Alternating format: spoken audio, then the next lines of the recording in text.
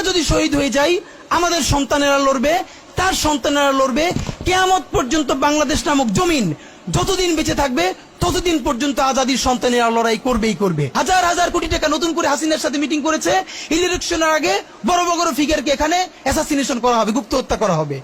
পুরো এখানে ভারতীয় আধিপত্যবাদ এখানে সব থেকে বেশি অ্যাক্টিভ আছে। এখানে আওয়ামী লীগের হাজার হাজার কোটি টাকা, তার সচিবরা, তার পুলিশরা, তার পান্ডারা সব রয়ে গেছে। আর্মির মধ্যে একটা বড় অংশ রয়ে গেছে, কোনো সংস্কার করা হয় নাই। তারা বারবার স্যাবোটেজ করবার চেষ্টা করছে, এই রাষ্ট্রকে, এই সরকারকে ফেল করানোর চেষ্টা করছে। তো আপনি মুক্তিযুদ্ধের পরে যে ৩-৪ বছর এইরকম রাহাজানি হয়েছে, সেটাকে যদি অটকুন দিতে পারেন যে নতুন রাষ্ট্র গঠনের আগে এই ঝামেলাটা হয়, তাহলে এই যে নতুন বাংলাদেশের স্বপ্নের মধ্যে এইগুলোকে আপনি বড় করে মপ করে ফ্রেমিং করেন, আপনি এই জবান যে আপনার না, এই জবান যে দিল্লির জবান, ভারতীয় আধিপত্যবাদের জবান, সেইটা বুঝতে আমাদের পিএইচডি করা লাগে না। সুতরাং জুলাই সনদের সাথে নির্বাচনের ক্ষেত্রে শুধু আমাদের 2 মিনিট কথা। নির্বাচন হতে হবে। আমি একটু ভদ্রতার সাথে এবং শ্রদ্ধার সাথে বিনয় আমি জানাচ্ছি যে ভাইরা যেটা বলেছেন সকল দল মিলে আগামী 20 বছর নির্বাচন না হোক, না, এটা আমরা চাই না। আমরা নির্বাচন চাই। মানুষ গত 16 বছরে ভোট দিতে পারে নাই। মানুষ আনন্দ নিয়া শীতের সকালে বাচ্চা কাচ্চাকে কুয়াশার মধ্যে লাইন দিয়ে দাঁড়াই থাকবে, ভোট দিবে। আমরা সেই বাংলাদেশ দেখতে চাই। আমরা নির্বাচন চাই, নির্বাচন হতেই হবে। এই নির্বাচনকে বানচাল করবার জন্য দিল্লি থেকে শুরু করে আওয়ামী লীগ হাজার হাজার কোটি টাকা নতুন করে এখানে বিনিয়োগ করছে। নির্বাচন লাগবে। তবে আমাদের প্রশ্ন হলো সেই নির্বাচনের ম্যান্ডেট হবে কি? এখানেই আমাদের কথা। কোন ধরনের আপোষ ছাড়াই নতুন নির্বাচন হইতে হবে জুলাই সনদের ভিত্তিতে, এইটাই আমাদের কথা।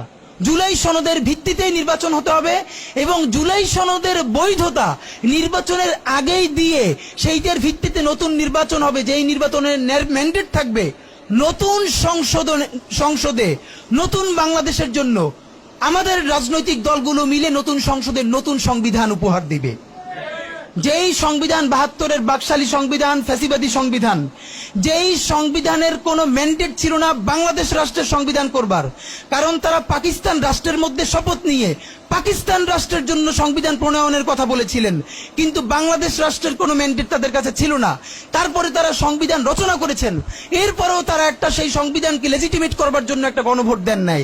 এরপরে যারা 73-এর একটা ভোট চোরের নির্বাচন দিয়েছে, সেই 73-এর নির্বাচনের ভোটের ইশতেহারের মধ্যেও তারা এই সংবিধানকে তারা লেজিটিমেসি দেন নাই, ইশতেহারে রাখেন নাই। সেই সংবিধানকে যুগের পরে যুগ আমরা বয়ে বেড়াবো, সেই দায়বদ্ধতা তো আমাদের নাই। এবং সেই সংবিধান কেমন ফ্যাসিস্ট সংবিধান করা হয়েছে, যেইটার সাংবিধানিক ভিত্তি দিয়েই আপনি একটা কথা বলতে পারবেন। এই যে সবাই বলে আইনের কথা, বলেন তো পারলে একটা কথা, হাসিনা কোনটা বেআইনি কাজ করছে? না, হাসিনা একটাও বেআইনি কাজ করে নাই। সে সমস্ত হত্যা, গুম, খুন এই সংবিধানের আইনের ভিত্তিতেই করছে। সে এই সংবিধানকে ডাস্টবিন বানিয়ে তত্ত্বাবধায়ক সরকার বাতিল করেছে, যা ইচ্ছা করা তাই করেছে। এবার তো সে তো বেআইনি কিছু করে নাই, কথা তো সত্য। আমার বিএনপির ভাইদের প্রতি শুধু একটা আফসোস লাগে, কারো কারো দেখি 72-এর সংবিধানের প্রতি তাদের কি গভীর প্রেম। যেই সংবিধানের মধ্য দিয়ে বাকশাল এসেছে, যেই সংবিধান গণতন্ত্র হত্যা করেছে। আজকে বিএনপির ভাইদেরকে একটা কথা বলি, আপনারা হয়তো অনেকে জানেনও না। পৃথিবীতে দ্বিতীয় ইতিহাস আছে কিনা মান্না ভাই জানলে বলবেন, আমি ভাইয়ের কাছ থেকে শুনতে চাইবো। জিয়াউর রহমান তো একজন সামরিক শাসক ছিলেন। একজন সামরিক শাসক সামরিক ফরমান জারি করে দেশে গণতন্ত্র ফিরেছে, পৃথিবীতে এই নজির নাই যেটা জিয়াউর রহমান করছেন। আপনারা কি জানেন? এই যে জিয়াউর রহমান গণতন্ত্র ফিরাইলেন, যার মাধ্যমে আওয়ামী লীগও রাজনীতি করার সুযোগ পাইল বাকশালের পর, সেটা কিসের মধ্য দিয়ে? তখন তো সংসদ নাই, সংবিধান তো সংশোধনও করা যাইতেছিল না। কিসের মধ্য দিয়ে? জিয়াউর রহমানের সামরিক ফরমানের মধ্য দিয়ে। পৃথিবীর একমাত্র একজন সামরিক শাসক যিনি ফিল করলেন না, সামরিক পন্থা দিয়ে করা যাবে না, গণতন্ত্রে ফিরতে হবে। এবং দেখেন হাসিনারে এবং আওয়ামী লীগের চরিত্রটাই হইলো এরকম, এর যে একটু ভালোবাসে তার সে হত্যা করে। শহীদ প্রেসিডেন্ট জিয়াউর রহমান শেখ হাসিনাকে দেশে আসার অনুমতি দিছিলেন, সুযোগ দিছিলেন এবং বলছে থাক সবাই রাজনীতি করুক। আসার 1 মাসের মধ্যে জিয়াউর রহমান শহীদ হয়ে গেছে, 13 দিনের মধ্যে। এবার দেখেন এই যে আমরা এখন যারা সবাই করতেছি, সুতরাং এটা একটা বিষ। এই বিষের সাথে আমরা কিভাবে লড়াই করব? জাতীয় ঐক্যমত্য তৈরি করতে হবে। সুতরাং পলিটিক্যাল পার্টি এবং সবার প্রতি একটা কথা, প্লিজ আপনারা বিএনপিকে শতভাগ কর্নার করে দিন না। বিএনপি এই আধিপত্যবাদ বিরোধী লড়াইয়ের জন্য আমাদের একটা বড় শক্তি। এই শক্তিকে এত বেশি কর্নার করা যাবে না যাতে তারা গিয়ে আওয়ামী লীগের হাত ধরে ফেলে। তারা যদি আওয়ামী লীগের হাত ধরে ফেলে তাহলে লড়াইটা তো আমাদের জন্য আরো কঠিন হয়ে যাবে। বরং বিএনপির প্রতি আমাদের চ্যালেঞ্জ হলো, যেই বিএনপি বাকশালী সংবিধানের প্রতি প্রেম দেখাবে, তার শহীদ জিয়ার ছবিটা সামনে এনে বলতে হবে যে এই বাকশালী সংবিধান তো জিয়াউর রহমানই ছুঁড়ে মারছিল। বেগম জিয়া বলেছেন এই সংবিধানকে ছুঁড়ে ফেলা হবে। ওমা এখন বেগম জিয়ার চেয়েও নতুন বিএনপি আসছে, বেশি প্রেমের বিএনপি।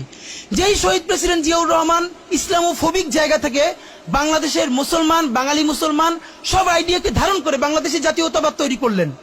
এখন একটা নতুন বিএনপি গজাচ্ছে, কেউ চেষ্টা করতেছে পুরো বিএনপিটাকে একটা ইসলামোফোবিক বিএনপি করা। এ কি ভাই, ইসলামোফোবিক বিএনপি সে কোথায় যাবে? সে কি দিল্লি যাইতে চায়? আমরা আমাদের প্রথম চ্যালেঞ্জ হলো স্বাধীনতা সার্বভৌমত্ব রক্ষার স্বার্থে এই বিএনপিকে শহীদ জিয়ার কাছেই রাখতে হবে, এই বিএনপিকে বেগম জিয়ার কাছেই রাখতে হবে।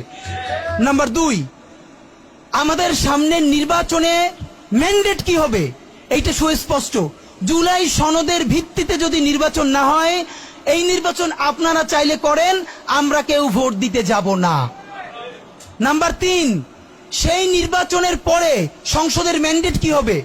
সংসদে জুলাইয়ের বর্তমান সনদে যেটা স্বাক্ষরিত হবে সবার ঐক্যমত্যের ভিত্তিতে, এটা নির্বাচনের আগে মানে সংবিধান সংশোধন করা ছাড়াই অধ্যাদেশের বলে বলে যেটা করা সম্ভব সেটা আগেই করে ফেলতে হবে এবং তাকে দিয়ে নির্বাচন করাইতে হবে।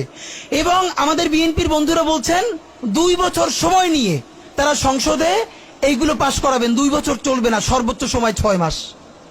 সংসদের প্রথম 6 মাসের মধ্যে জুলাই সনদের সমস্ত কথাগুলো সংবিধান ইনকর্পোরেট করতে হবে। যদি পারেন নতুন সংবিধান করতে হবে, নতুন সংবিধান করতে না পারলে এইটার মধ্যে ইনকর্পোরেট করতে হবে। রাজনৈতিক বিভাজনের ফাঁকে একমাত্র সমস্ত সুবিধা নেবে ফ্যাসিবাদ, ফ্যাসিবাদের শক্তি এবং আওয়ামী লীগ। আমরা আমাদের জীবন থাকতে বাংলাদেশের মাটিতে ভারতীয় আধিপত্যবাদ থেকে শুরু করে আর কোনো বিদেশি আধিপত্যবাদ, হাসিনা এবং ফ্যাসিবাদকে মেনে নিব না। এবং আমরা যদি শহীদ হয়ে যাই, আমাদের সন্তানেরা লড়বে, তার সন্তানেরা লড়বে। কিয়ামত পর্যন্ত বাংলাদেশ নামক জমিন যতদিন বেঁচে থাকবে ততদিন পর্যন্ত আজাদির সন্তানেরা লড়াই করবেই করবে। ইনকিলাব জিন্দাবাদ।